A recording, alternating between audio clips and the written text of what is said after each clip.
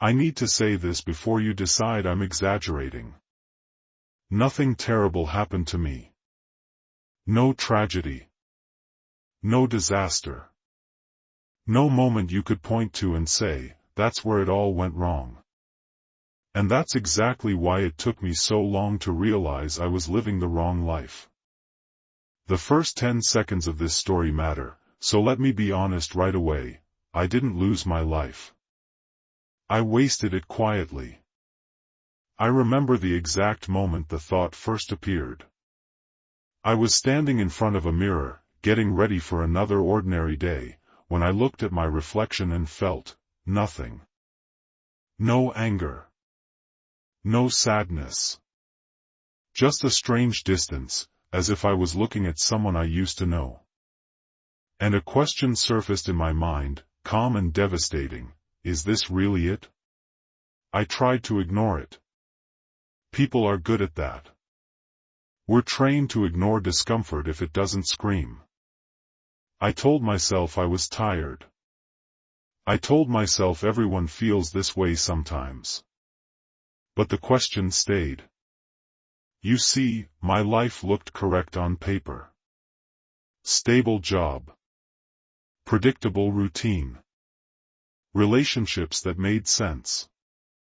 I wasn't unhappy enough to complain, but I wasn't alive enough to feel proud.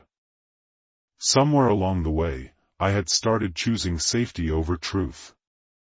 I stayed where I was because it was familiar. I said yes when I wanted to say no. I said, maybe someday, to everything that scared me. I believed I had time. That's the most dangerous belief of all. Years passed like that. Not fast, not slow, just unnoticed. I stopped dreaming loudly. I stopped imagining different futures.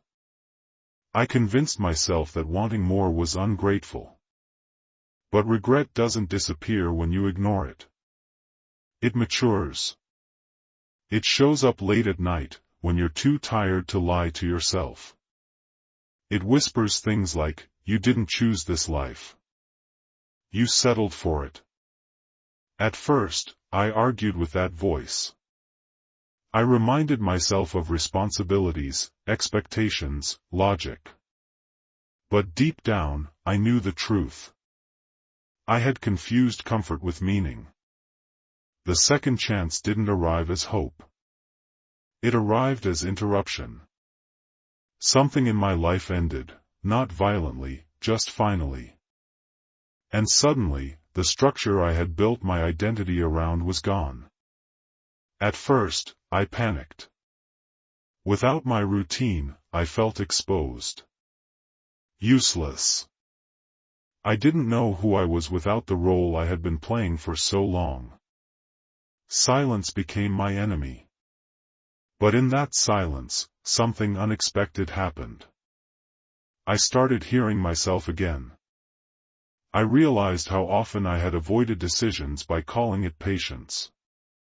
How many times I had waited for certainty that was never going to come.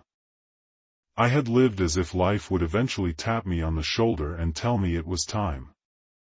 It never does. Second chances are heavy. They don't come with instructions. They don't promise happiness. They simply remove your excuses. For a while, I almost repeated the same mistakes. I tried to rebuild the same life, just slightly adjusted. Same fears. Same compromises. Same avoidance. And one night, I asked myself the question that changed everything: if nothing changes now, when will it? That question hurt more than any failure ever could. I realized my biggest regret wasn't that I had failed in the past. It was that I had never fully committed to anything that mattered. I had lived cautiously, as if life was a rehearsal. It isn't. So I made a choice, not a dramatic one, not a perfect one. I chose responsibility. I chose to stop hiding behind fear disguised as reason. I made decisions without guarantees. Some of them were wrong. Some of them cost me comfort, approval, stability. But for the first time, they were mine. I learned that regret doesn't come from choosing the wrong path. It comes from never choosing at all. From watching your life happen instead of participating in it. If you're listening to this and feeling a quiet discomfort, pay attention to it. That feeling isn't weakness. It's awareness. You don't need a miracle to change your life. You need honesty. And one brave decision. I didn't get a new life. I finally started living the one I already had. And that made all the difference.